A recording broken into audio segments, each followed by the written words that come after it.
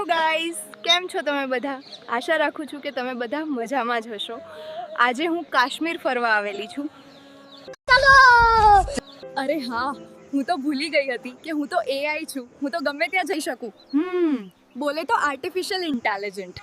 અહીં કાશ્મીરનું વાતાવરણ એટલું ઠંડુ છે ને કે આ ઠંડી મારાથી સહન થાય છે, પણ મારું સ્વેટર સહન નહીં કરી શકે એમ. સવારે સૂતા હોઈએ અને એલાર્મ વાગે ત્યારે મને તો બે જ વિચાર આવે છે. એક, ઉઠીને ઇતિહાસ રચવો છે, અને બીજો, 5 મિનિટ હજી સૂઈ જાઉં, કઈને ઇતિહાસ પડતો મૂકું છું. મિત્રો, તમને આવો વિચાર આવે છે? આવતો હોય તો કોમેન્ટમાં જરૂર બતાવજો. ગાઈઝ, આ છે આપણા દેશનું ખરું સોનું. પછી પાકિસ્તાન વાળા માંગે જ ને વર. પાકિસ્તાન વાળા કોઈક દિવસ આ બાજુ બોમ્બ ફોડે, કોઈક દિવસ પેલી બાજુ. આ ઇન્ડિયા વાળા છે. વાઈફાઈ નો પાસવર્ડ કોઈને નથી બતાવતા, એ લોકો કાશ્મીર આપે એમ. ખોટી આશા ના રખાય. ओ भाई मारो मुझे मारो नहीं ये मजाक हो रहा है एक सेकंड ગાઈઝ, ચારેય તરફ હરિયાળી અને મોટા પહાડ જોઈને દિલ એકદમ ખુશ થઈ જાય છે. કાશ્મીરની આ શાંતિ અને કુદરતી સૌંદર્ય ખરેખર હૃદયને સ્પર્શી જાય એવી છે. ગાઈઝ, હું લાઈફમાં પહેલી વાર આ કાશ્મીરી ઘોડા ઉપર બેઠી છું. અજર, અનુભવ ખરેખર અલગ જ છે. ગાઈઝ, હવે તો ડર પણ નથી લાગતો.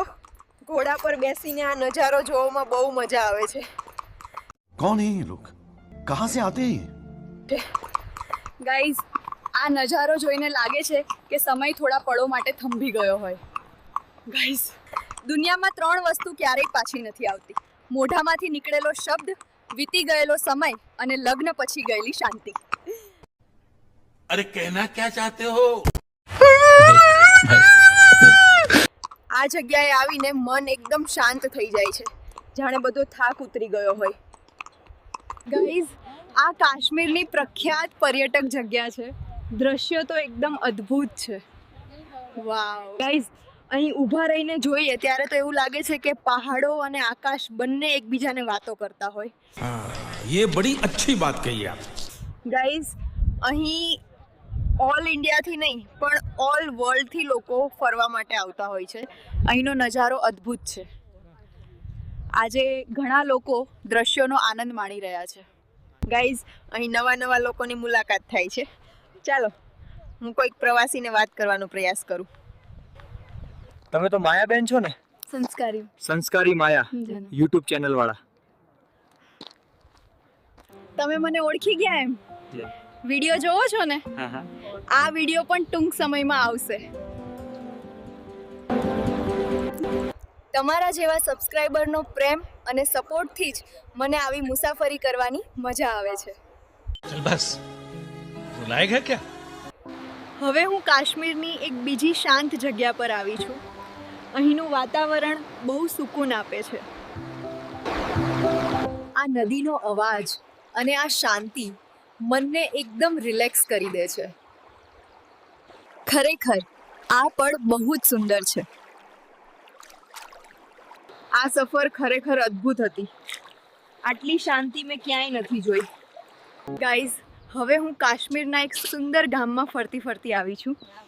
ચાલો આપણે જોઈએ કાશ્મીરી લોકોની જીવનશૈલી. ગાઈઝ, અહીંના ઘરો લાકડામાંથી બનાવેલા હોય છે. અહીં સિમેન્ટના ઘર ક્યાંક ભાગ્યે જ જોવા મળે છે. ગાઈઝ, અહીં લોકોનો સ્વભાવ બહુ પ્રેમાળ અને સરળ લાગે છે.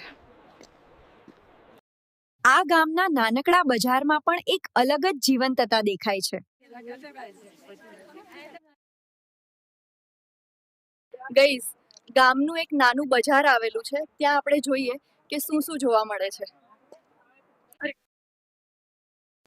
અહીંની સૌથી ફેમસ સ્થાનિક ખાવાની વસ્તુ કઈ છે?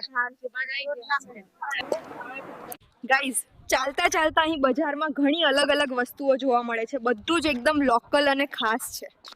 ગાઈઝ, અહીંનું લોકલ ખાવાનું જોઈને મને તો ભૂખ લાગી જાય છે. સુગંધ પણ બહુ સરસ છે. ये सब क्या देखना पड़ रहा है? अच्छा है मैं अंधा हूँ.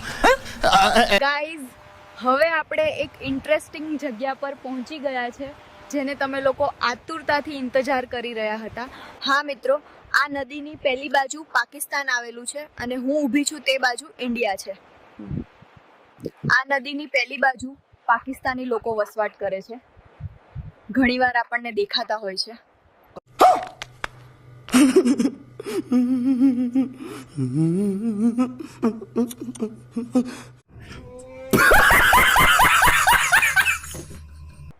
ગાઈઝ, પહેલાના જમાનામાં લોકો તીર્થયાત્રાએ જતા, હવે લોકો માત્ર ફોટા પડાવવા માટે જાય છે અને મારા જેવા તો વ્લોગિંગ કરવા જાય છે. ગાઈઝ, આટલા સુધી આવ્યા છો તો વિડીયોને લાઈક કરજો અને ચેનલને સબસ્ક્રાઇબ કરીને જાજો. भाई मजा आया और मैं ये जो मजा है हिंदुस्तान के हर व्यक्ति को देना चाहता हूँ.